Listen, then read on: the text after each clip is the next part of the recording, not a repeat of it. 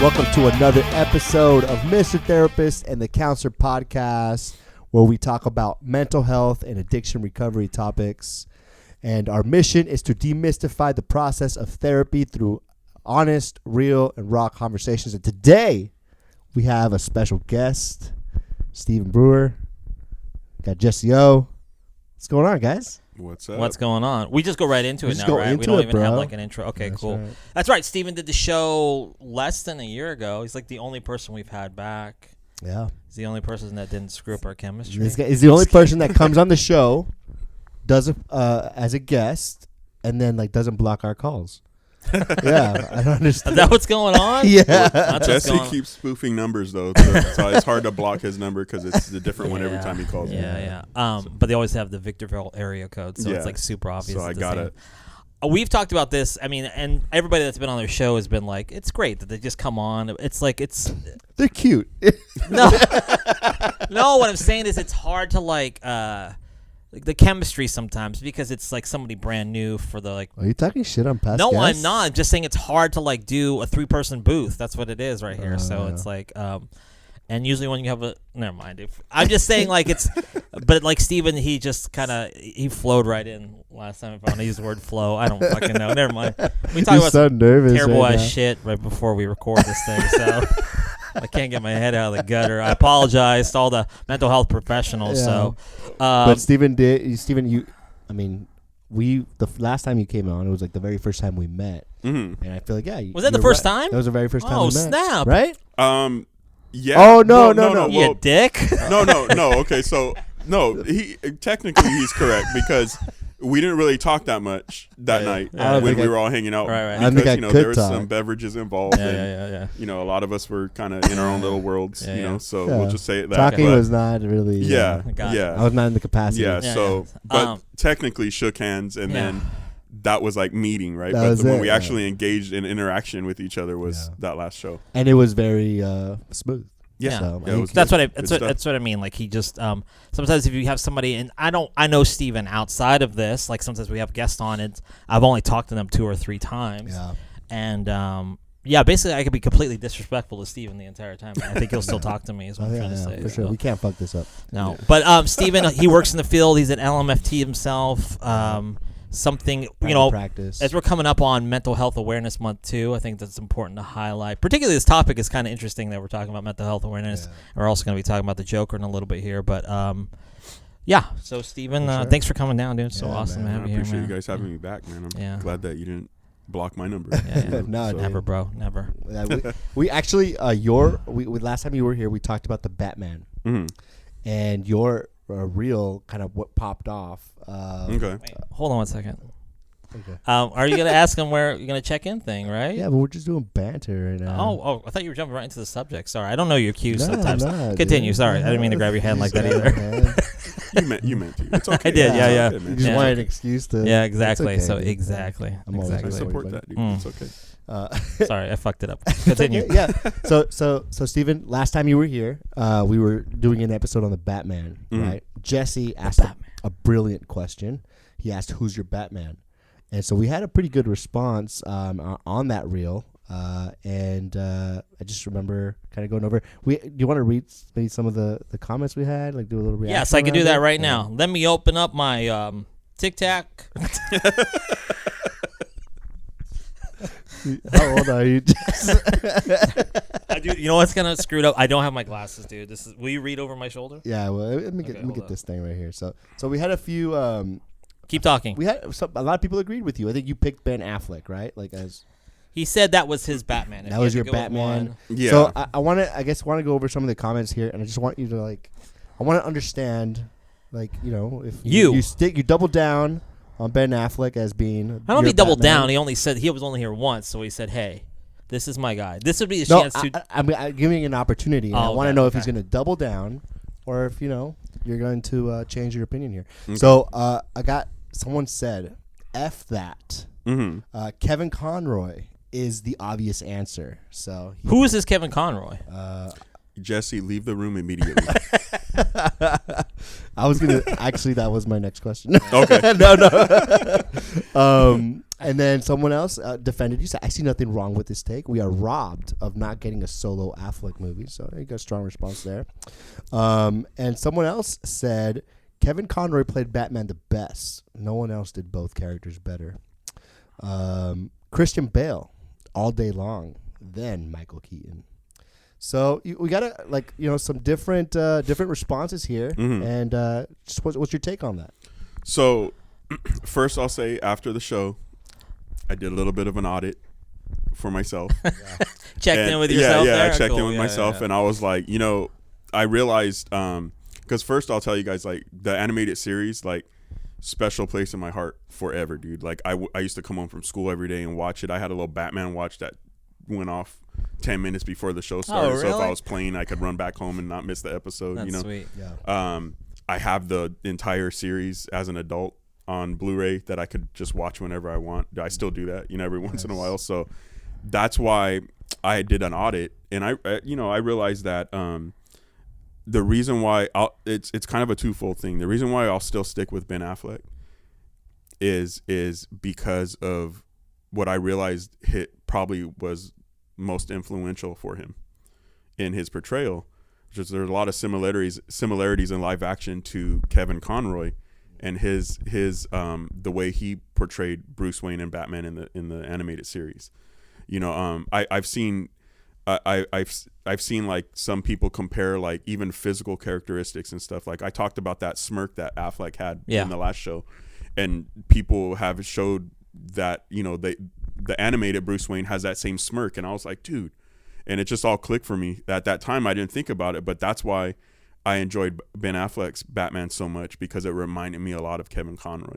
So for me, honestly, because of my love for the animated series, I'd probably have to go with the actual end-all be-all of best Batmans would be Kevin Conroy, because it influenced Affleck, and that's why I enjoyed it so much. And Keaton, while I love Keaton, I think Keaton makes a great Burton Batman. Yeah. What do you mean? What, just for anybody, like, what do you mean by that? Well, because we all know Tim Burton's style of movies and actors and stuff like that. And Michael Keaton was amazing. The whole "let's get nuts" thing, and all that stuff, like, that was great. I loved it. Bruce Wayne isn't really portrayed in that way in the comics. Yeah. And Michael Keaton played. That's what I mean by a Burton Bruce Wayne or a Burton Batman. Yeah. Is that in that Burton universe, that was perfect. So. Off topic question a little bit, but like, did Beetlejuice come out before Batman? It did, right? I think Beetlejuice came out in '88. I think because I remember when I saw that, I remember him when he said that, "Let's go nuts." Like, I remember it, but I was a kid, so I wasn't really thinking about like the actor and like the portrayal, like, so much of like Batman. But like, I remember like, I was like, it's Beetlejuice. I remember thinking that, and then looking back even so much, like, yeah, that wouldn't really be a Bruce Wayne thing to do. It was more like a Michael Keaton, Tim Burton kind of thing. So I was like, I could see. I think it's just because, at least for me, like, I remember I had like this like I had this loyalty towards Michael Keaton being like the first, I guess, actor. I mean, Adam West played Batman in the TV series, but like the first, I guess it was like you had Michael Keaton, and then they replaced Michael Keaton, and I'm like, what? They're replacing Michael Keaton with Val Kilmer? Doc Holliday. Yeah. I was like, what? Like, no way. Like, so I think that's where there was that loyalty for it. But yeah, no, I don't think Michael Keaton, for me personally, either too, isn't like, he's not the best Batman. No. So, okay. No. All right. Yeah. So I mean, like, I guess to answer the question about the responses to those things, I think that all of them have their merits, right? And I think that it's like based on what influenced us or impacted us the most, which Batman. Right. Yeah. I mean, I'm sure there's somebody out there that grew up watching George Clooney's Batman, unfortunately, and that's their dude. That's their Batman. Shout out to my dad. I'll get pro bono sessions for your dad for watching and liking the Clooney Batman. So Ben Affleck is the Dark Knight Batman, right? Is that No. Okay, so go ahead. Who's Ben? Which Batman does Ben Affleck play? Affleck is the Snyderverse Batman, so that's like Batman versus Superman, okay. Justice League, like the most recent kind of hero movies. Gotcha. DC wise. Right. Never had his own solo movie either. Gotcha. So like, and that was kind of one of the things that, and I think there was was talks of him doing one, and then that never. He just kind of. I think Affleck just decided not to do the project. Well, it was like at that time, and I don't know now, but at that time, like WB's handling of Warner Brothers' handling of DC and the properties, movie wise, were like just out of control. Like, so, initially there was talk of Affleck with his own Batman movie, directing it, and there was going to be like talk of pretty much like him going against Deathstroke, you know, in the whole movie, and that would have been just awesome because those are two, like, comic book wise, like two of the best fighters in the whole universe, DC universe. So it would have been amazing to see that on a film. Then after a while of, like, you know, just like, kind of like dragging their feet and everything, Affleck kind of and of course the mixed reviews of the movies that came out with him in it, and you know, I guess he saw the writing on the wall with WB and how they were doing things, so he backed out of directing it. Then after that, it just like the whole Snyderverse kind of unraveled. And they just kind of went another direction. So clearly, you know, I'm among Batman DC experts here, and so I'm the amateur here. So just kind of, I wouldn't say an expert. You're in the middle. Okay. Oh, I mean, maybe not expert, but he's pretty damn good. But you guys are pretty, yeah. I mean, you are the expert. You're the Mr. Therapist and Counselor Podcast comic book expert. Officially, I'll take that. Take that. Okay, all right. Gotta wear that context. shit. Expert's kind of a heavy. Put that in your credentials, dude, right there. So throw that out there. Yeah, that's cool. And so Michael Keaton is which Batman then? Michael Keaton. He's I guess you would describe him as, like he said, the Tim Burton Batman, the original. No, which movie does he play? It's like in Batman and Batman Returns. Gotcha, and then he played in The Flash too, like an older Batman. Okay, all right, cool. Which I got geeked out on, was awesome too. So that was cool. One of the best things of that movie, but unfortunately that movie was. I like the spoiler alert. Clooney is at the end of that movie though. Oh God, dude, you spoiled it for me. That's fucked, dude. Cheat. No. Tell your daddy. Sorry. I thought, you know, I'm not gonna lie, man. I thought that was a pretty cool little nod, but what, the Clooney thing, right? Yeah, see, I like it, dude. Because I thought it was a cool nod, because like Clooney's Batman, that whole movie, that whole era has been like blasted, dude. Like, you know, and so for them to give him that like little nod, you know, but it would have been super cool to see Bale do that, for that to be the I hope you're not just saying that just because my dad watches Clooney. My dad doesn't really watch Clooney. I just said that because he was old. I thought. Hey, listen, all the George Clooney hate, people just need to chill out, you know?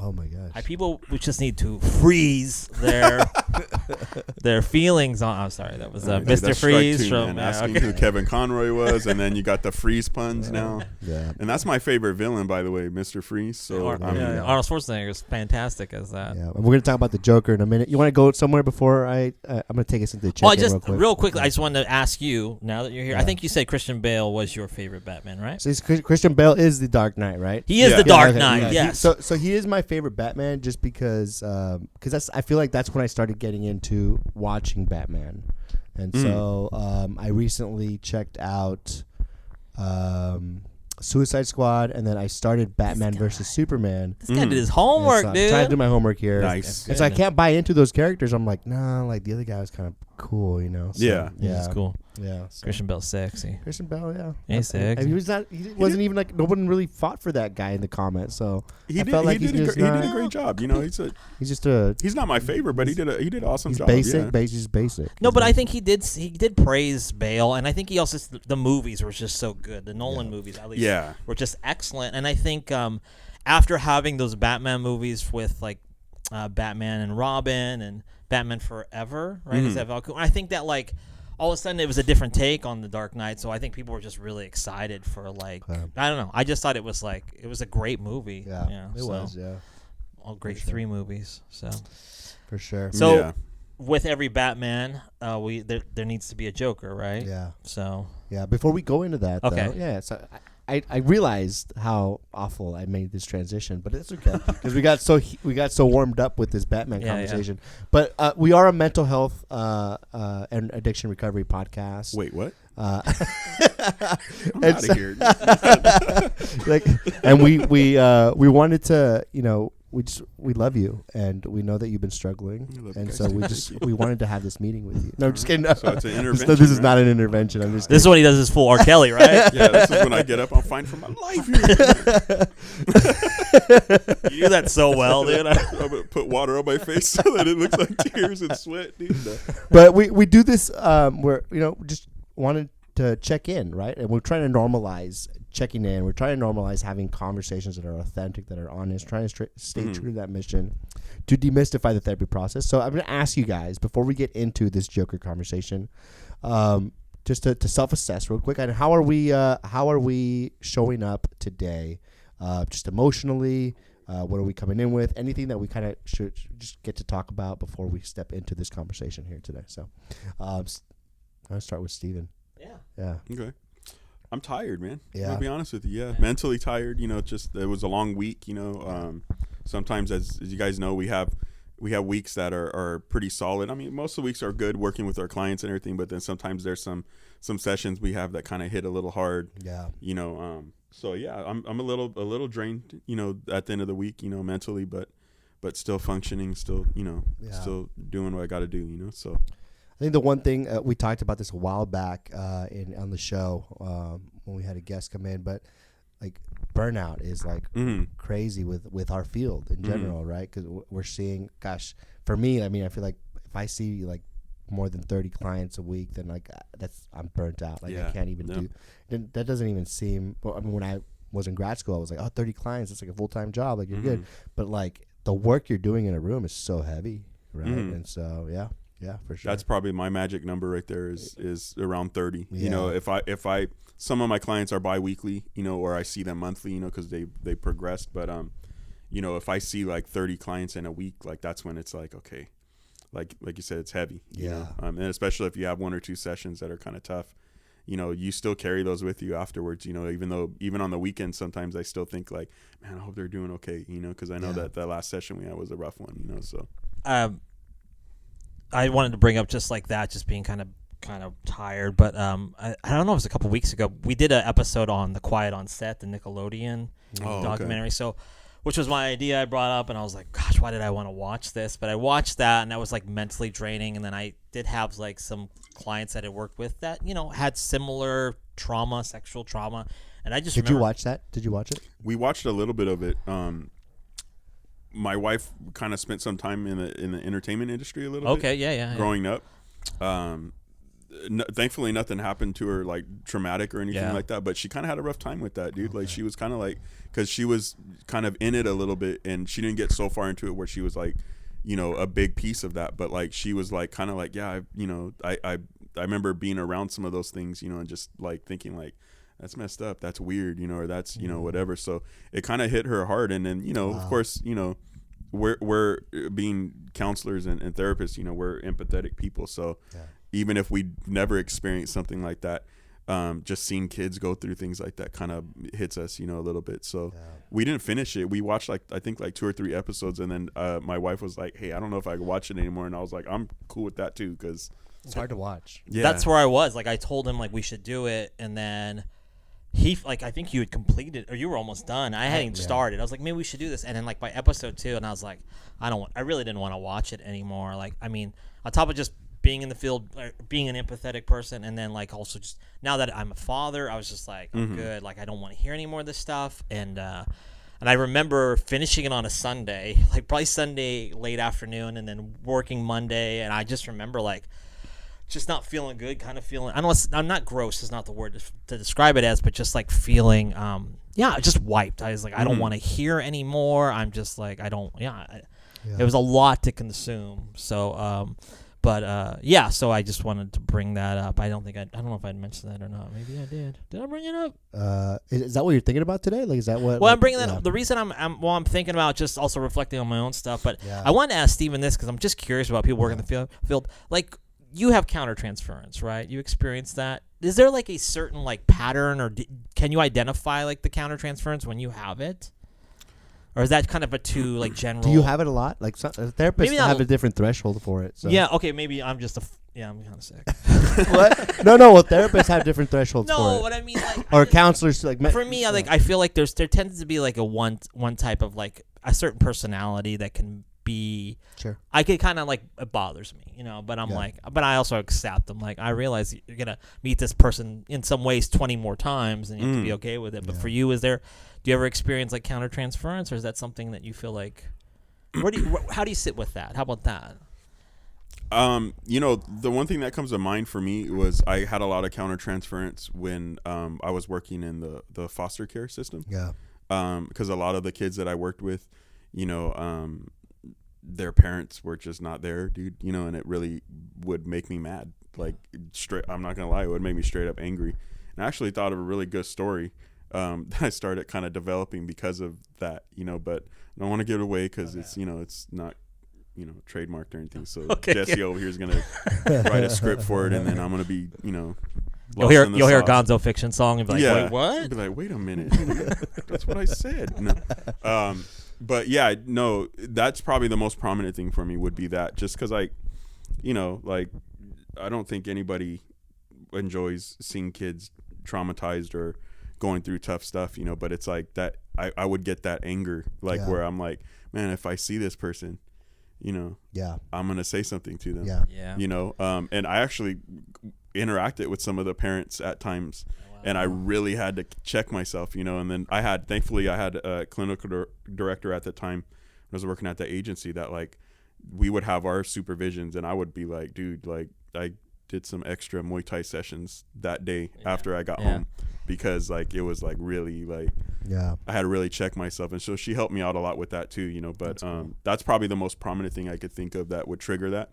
There are some things, when I come across clients that maybe experience something similar to what I went through growing up or anything like that, and that's more of an empathetic kind of countertransference than I'm gonna take action and beat someone up kind of thing, or whatever. But I mean that's pretty much kind of what I do is I just make sure that I take I guess you could call it a pseudo Buddhist approach, with things where it's I acknowledge that it's there, but then also acknowledge that I can manage it. So I feel like anytime we ignore a feeling or we try to stuff something down, it's just going to exacerbate the issue, So if we just acknowledge it and say, hey, I'm mad right now and I want to beat this person up, or whatever, but then you're like, but we got to manage that and control that to be what we need to be in that situation. Yeah. And countertransference, it's not like there's something wrong with the client, right? The client's just an asshole client. It's the way we look at it as mental health professionals is that's our reaction that's coming up for us. For some reason, this person triggers me, and so that's work that I got to do on myself. And I would, along with that, you're in private practice. I'm in private practice. I think I find less of it in private practice than I would working in a treatment center or working somewhere where I have less choice or less, less decisions on who I'm going to work with, right? Yeah. And higher burnout rate too, right? When you're working for an agency, you tend to be a little more overworked and not have as much time to work through some of that countertransference. Yeah. So, for sure. Cool. Thanks, man. I appreciate it. No worries. How about you, Jesse? How you showing up, man? I just said, didn't I? Oh, that was it, bro. I'm a fucking wreck right now, bro. Oh, dude. No, but I'm excited. I got mad countertransference. I'm so mad right now. We just did an anger episode the other day. Yeah. Oh man, dude. An hour ago. But hey, you want to kind of start the clock? But we don't do that on this. No. But we do have gimmick. That's right. But we do have. How much time we got? We got about 45 minutes. So. Ooh, let's go, man. Let's start this Joker conversation. That's right. Right? I said it. Without Batman, without the Joker, there wouldn't be Batman. Would you say that in some ways? Is that fair to say? Without the Joker, actually, probably not. Batman. Let's talk about the Joker. I don't know where we want to start here. I think the first time I guess probably introduced the Joker as a kid, comics for sure. The first Batman movie, I think the idea was that the Joker is this based on the comic that the Joker killed Batman's parents? I think that was the initially introduced in Burton's movie. That's kind of like a Burton version. That's a Burton version, right? So let's maybe you want to start with the origins of the Joker, and I think like I brought this up because the Joker is like so prevalent. I think in some ways in mental health as well. Yeah. We have a guest coming on, Dr. Leslie Mann, and she was talking about working in mental health institutions, working with serial killers, and she actually mentioned like there's no good movie out there that could actually really explain like.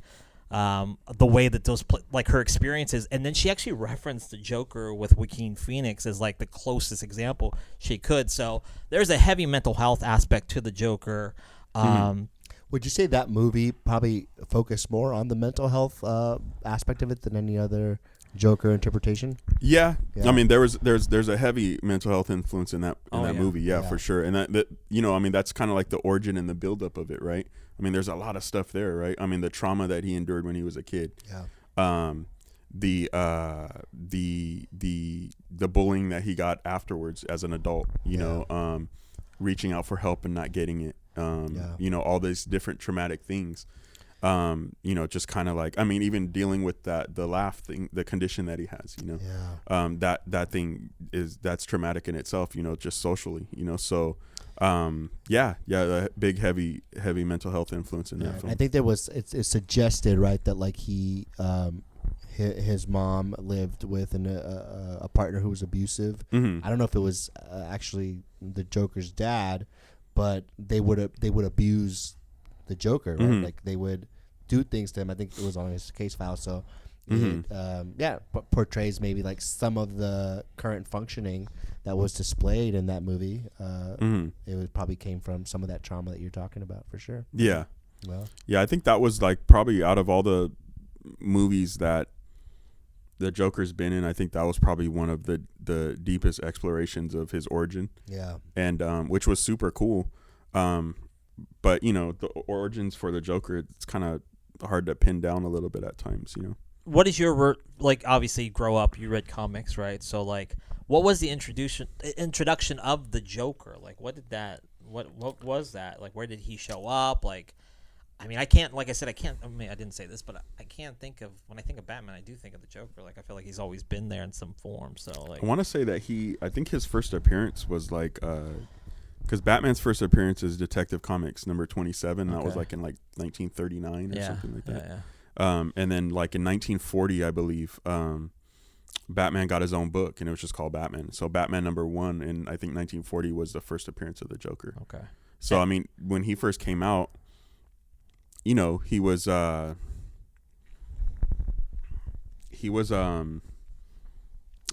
villain, but he wasn't portrayed like a psychotic kind of villain. I think it was more along the lines of, especially at that time, it was more along the lines of like, you know, like a mobster, gangster kind of character. Guy wearing a purple suit. Yeah, just like, I mean, he did some killing stuff and, you know, like that, but it wasn't like how he's kind of portrayed now. Yeah.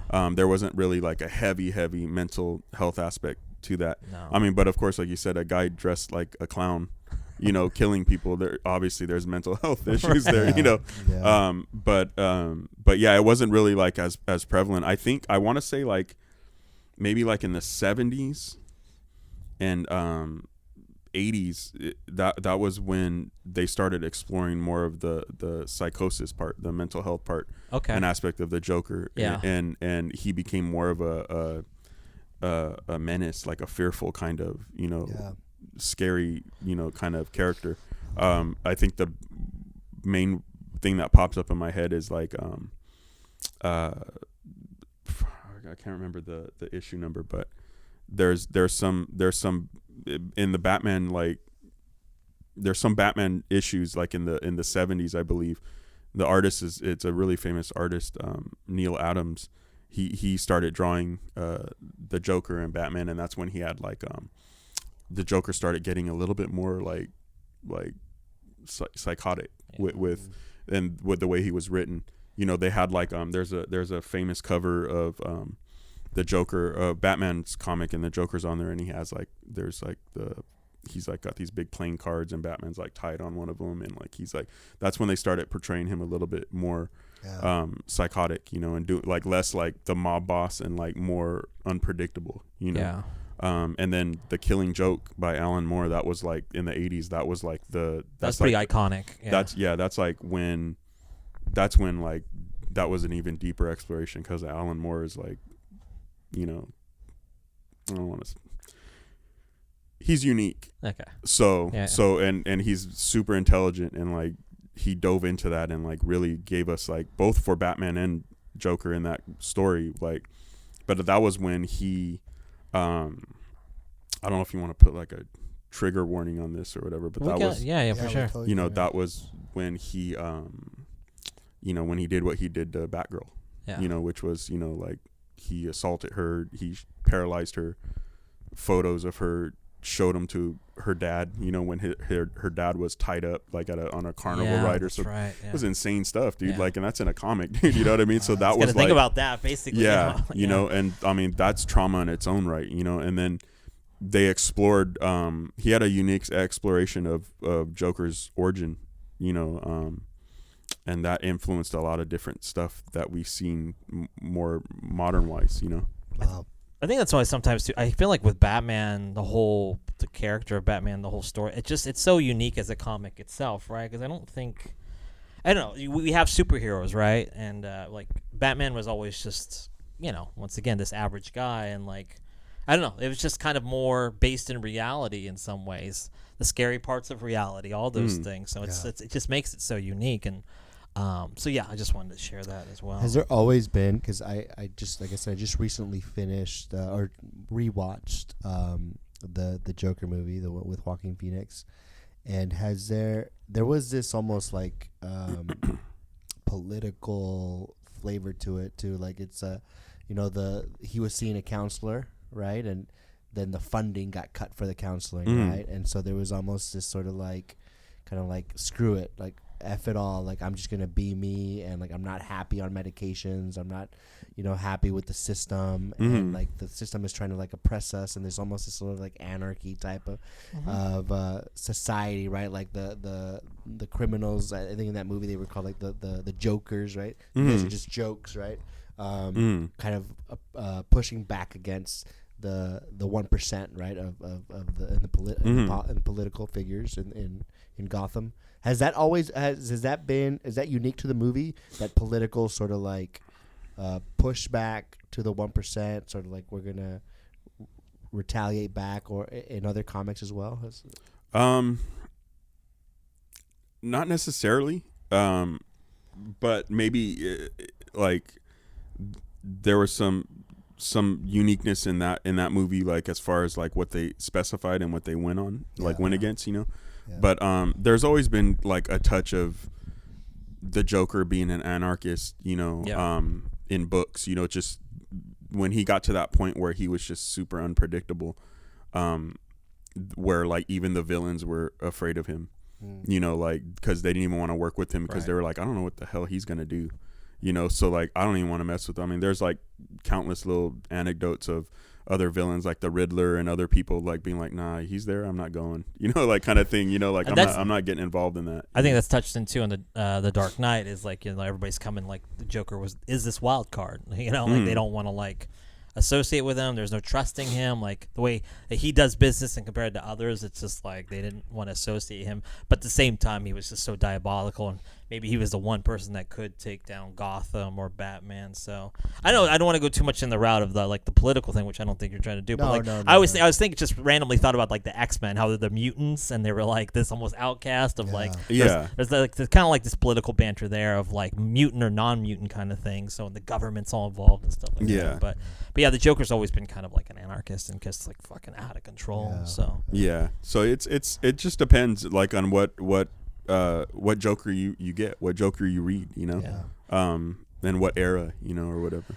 I kind of want to work through the before we get to the Joaquin Phoenix and like walk through the Joker movies as well. So the first Joker movie, right, was Jack Nicholson played, right, in the Batman.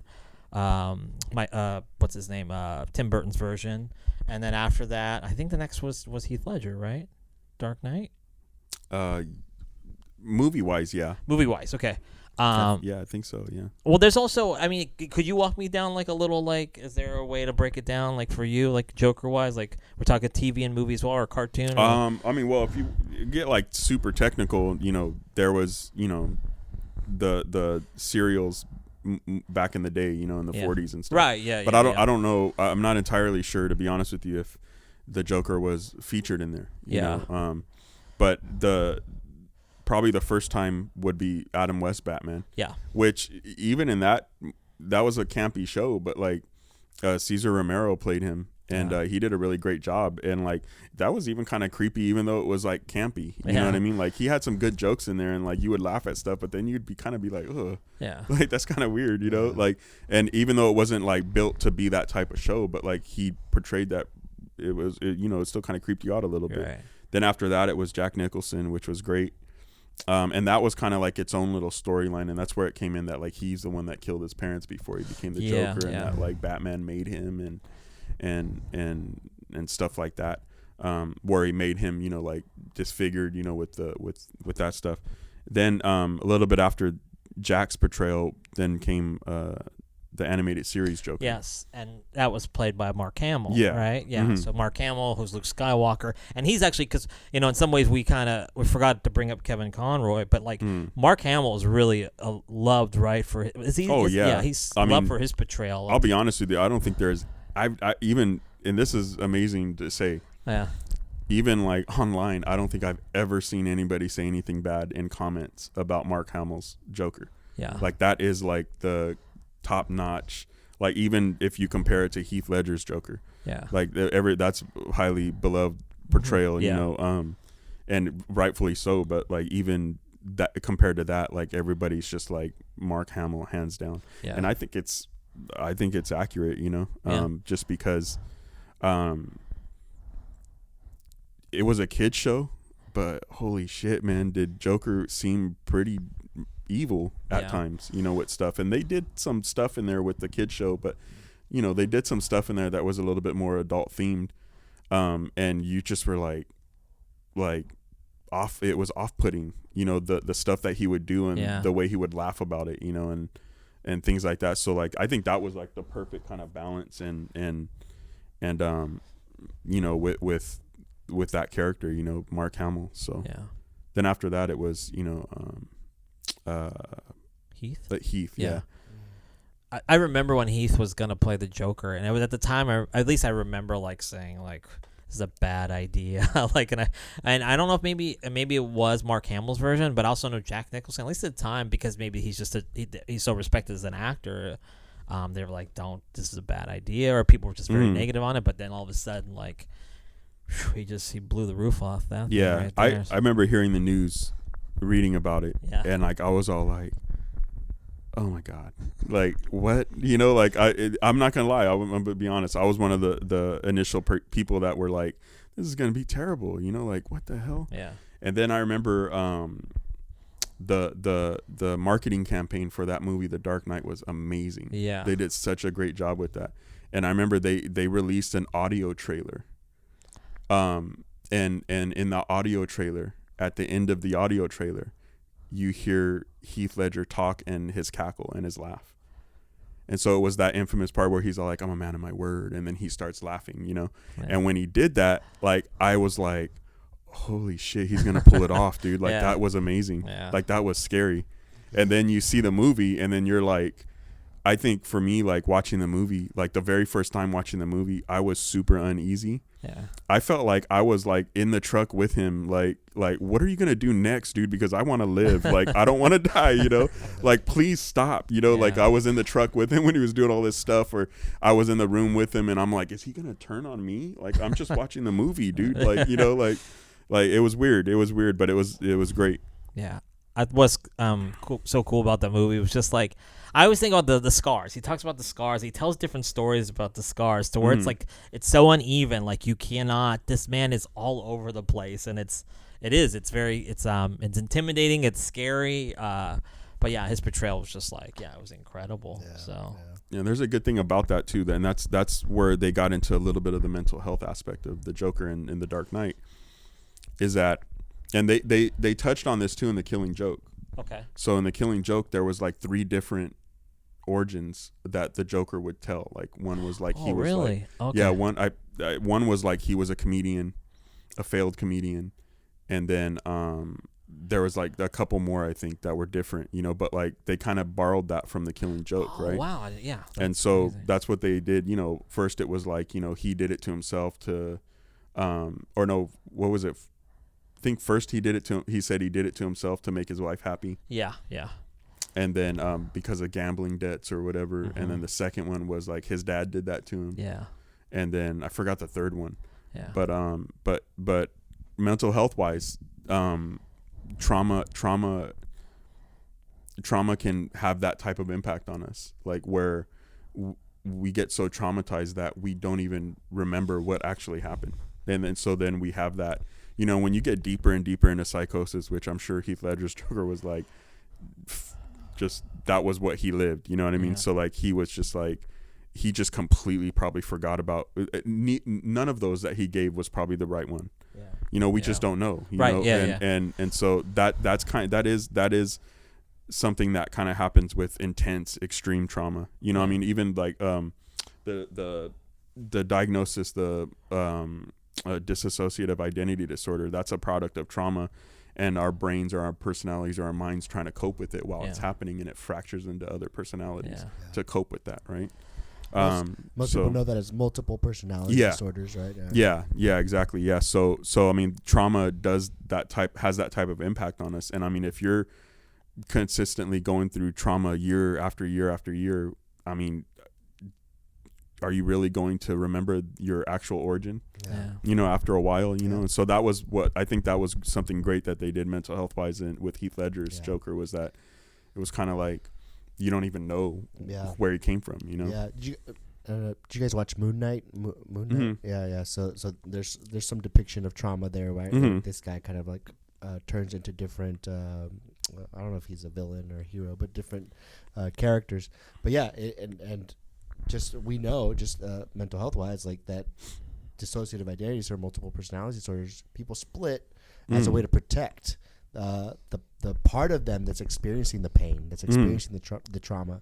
It's so emotionally painful, you can't be there mentally, and so you almost have to like find a way to compartmentalize it, put it away, and almost be somebody else, so that other person can take that pain, so that you're not taking it. So and that's some of the origins of, you know, in a very simplistic way, right, of how dissociative identity can like start appearing. Yep.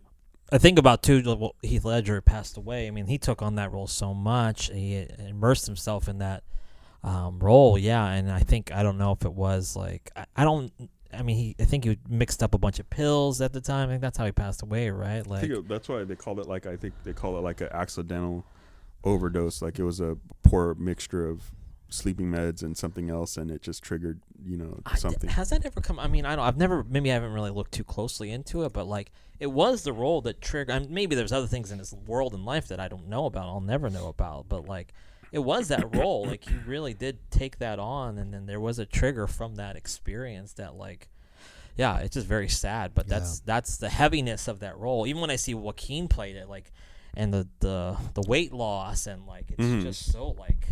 These guys are method actors, right? I mean, I don't know. Yeah, I don't know if they are, but like, I mean, in some ways, I'm not too sure if Joaquin. Do you know if they're method actors? I mean, I would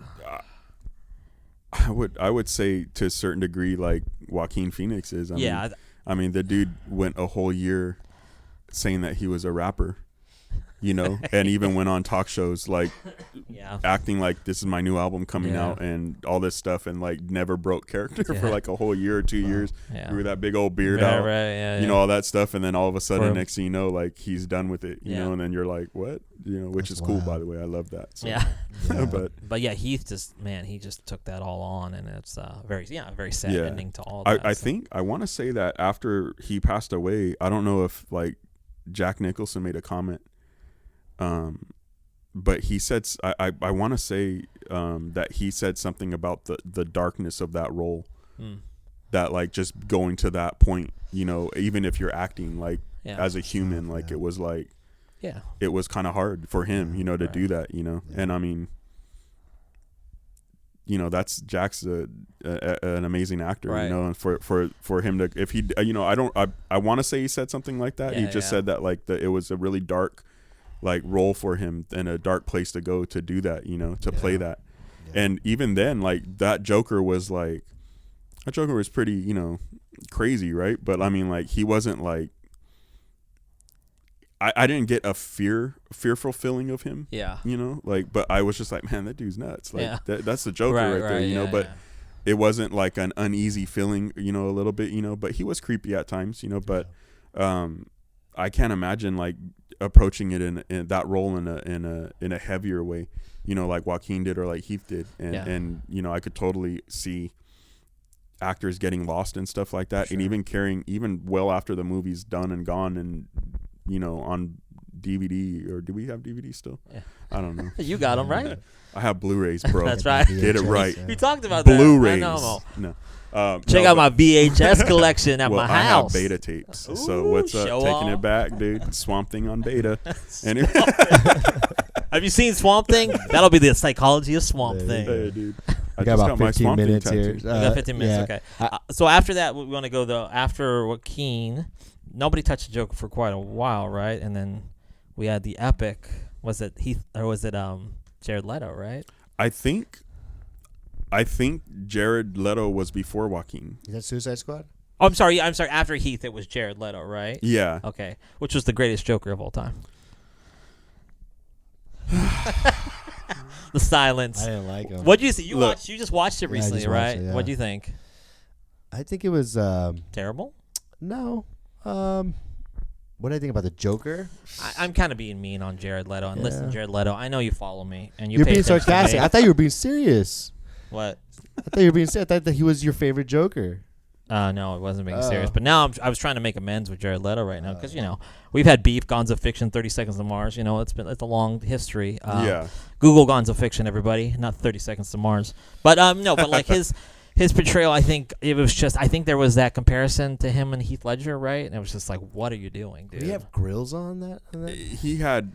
Well, I mean, like there's a lot of background to that, and I think that they didn't go through the background with his teeth. Yeah.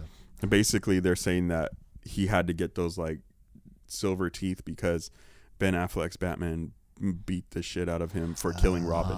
Oh yeah, which and is so the then storyline. That's just messed him the heck up. And just, no, they did not really explain that at all. Yeah, and so there's a whole backstory to that stuff, right? I mean, that's dude, you can't say you're not an expert right now. Like, look at you. Well, that's just because I just get like locked into stuff, and I want to read everything that people say about it. So, and I'm not sure if that's a legit kind of thing, but there's a whole backstory with Leto's Joker and Affleck's Batman that wasn't hinted, explored. Yeah, it does hint like that he had killed Robin, but I was like I was waiting for that reveal. Yeah, but it's almost like, dude, like Leto. I think the aesthetic was terrible, like the face tattoos and the that stuff. Like that was that for the Joker. That wasn't the look, right? Yeah, but I think he did a good job. I think he did a good job as far as like the portrayal, like the laugh, I think he was pretty solid. Aesthetics kind of threw it off, but I also I think dude, like at that time Heath Ledger did such an amazing job that like they had to just go completely south on the Joker. Like they could not come out with something that was even remotely similar to what Heath did, because everybody would just blast it and be like, they're just trying to be like Dark Knight, and Heath's Joker. And so I think it's like I think that's why they, even the aesthetics of it, they're like, let's put like all this stuff on them and let's make them this. And that's a tough as an actor, a tough role to step into, right? At that time, he was. We'll talk about method acting though. Like I read that on set, like Jared Leto was a damn menace, dude. Like he was giving like rats in a box for gifts, and I think he gave like Margot Robbie like a rat for a birthday gift or something like that. Was when it they were dead filming. rat too? Or was I don't know if it was. I think maybe it was dead. But so I'm not sure. No, maybe it wasn't. But he really bought into that. And people were kind of like on set. They were kind of like, "Yo, dude, like, I don't know how if you want to keep doing this." His take wasn't bad, but it was like you said, the look of it, the timing too. I just think it was hard to like follow that. But and then after that was Joaquin. And then, I'm sorry, I cut you off, but you were going to say something. Well, I'm glad when you said Joaquin, so I was going to ask, like, just sort of like a replica of our last question of Batman, like, who's your Joker? No question, Mark Hamill. I have to go that route. Yeah, that's it. Yeah, I love Heath Ledger's Joker. I think that Heath Ledger's Joker gives for me, like, I'm more into it from a mental health standpoint. Yeah. You know, it's fascinating from a psychological standpoint. But yeah, dude, I think Mark Hamill's Joker is like the perfect Joker. Like, and I can't see anybody doing any better than that. And what movie is he in? Well, he's not. He was a cartoon. He's a cartoon. The animated series. Gotcha, how about this? How about actor wise though? Because there could be this argument for some, like, okay, like Mark Hamill still didn't do a like live action version, right? So I guess for you, if you had to choose one, I'm guessing like it's hard to pick. Would you, between Heath and like Joaquin, would you say is there one that's better, or they're just different? I think they're different. Yeah. I think it's gonna be hard to pick like who portrayed who. You can't really. I mean, you can compare all day, but I think they're so different. That and between Heath and Joaquin. Yeah. Yeah, and then, you know, the top two though. Yeah, hands down. No doubt. Yeah, I mean, live that. action. Yeah, I mean, there's no. You think this next one is going to compete? The one that's coming out later this year? The sequel. Yeah. You just mean like the movie? Will it be good? Yeah. Or like, Go. I don't really see a point in making a sequel to that movie. You know, like when they announced it, I immediately was like, they're trying to get money, cash grab. Oh yeah. Will it be good? I don't know. I mean, if it's great, then Then you think he'd top his performance? Yeah, I mean, look, one thing I've learned is to never count Joaquin Phoenix out of anything. Right. Okay. I mean, that dude could be like an Oscar the Grouch biopic, and he would win Oscars for it, dude. You know what I mean? Like, he'd kill it, dude. So I mean, it's like everything he does, even in horrible movies. It's like I just watched Napoleon, and I didn't really like that movie, but like I was like he's pretty cool. Yeah. How about you? Who's your Joker? I think that I probably it goes back to the whole thing like Christian Bale. Like that's like I just love those. The Dark Knight is one of my favorite movies of all time. Maybe my favorite movie of all time. And I just maybe also because Heath's not with us anymore. There's just like almost a romanticism of just like how great that was. And just like he was just unbelievable. So, but Joaquin is. Yeah, it's very intense. I just remember watching that movie, just very concerning, and it makes you feel weary. Yeah, you know? Like, there was an intensity to it where, it was a very violent take at times, and like the look at just like I don't know if there's looks of schizophrenia in it when he's like thinking like he's it's just all over the board, but it's very intense and. It's a very visceral kind of raw like portrayal, dude. Violent, and unpredictable, but a little bit different than Heath's unpredictability. Right, yeah. Even like we mentioned that he'd brought up the laugh earlier, like that's a real thing that happens. I have it written on the board here. Pseudo Bueller effect? Is that Ferris Bueller effect? Bueller? But like, even that was like, I was like, when he was doing that laugh, I was like, is this a real thing? Like, what is? I almost wondered, it's like almost like a symptom of like a branch of Tourette's, right? Like in a way. It could be. Yeah, I don't know too much about it, but I know I remember them saying it was an actual diagnosis. Yes, yeah. But you know too that when people get nervous, they laugh. So like, or they get fearful. Yeah, for sure. And when people get nervous, like people who have Tourette's, like they will get into whatever whatever involuntary movement or they do. So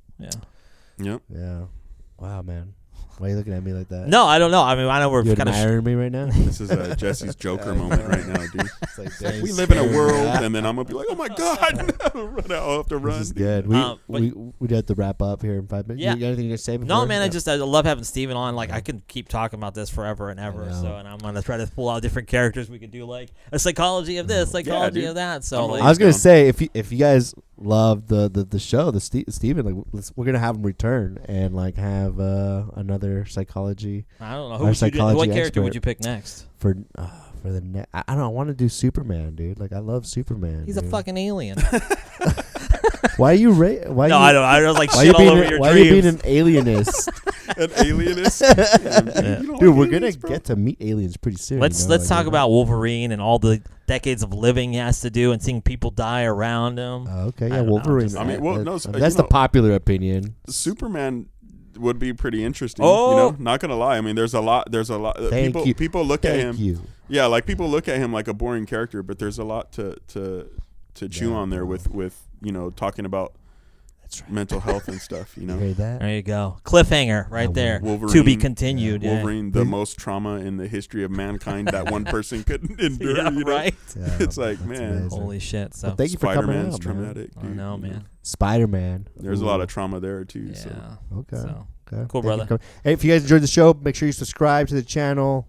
Share it with a friend. Share it with your boyfriend or girlfriend. And we got the new Joaquin Phoenix movie coming out soon, right? So Yeah, yeah. we'll check that out. Maybe we'll do a next show on the second movie, or like a that'd be review There of you the go. second movie. Yeah, so. yeah. So Mental Health Awareness Month too. Don't forget. Take care of that. And until next time. All right. Thanks, guys. Thanks, man. Appreciate it. Take care.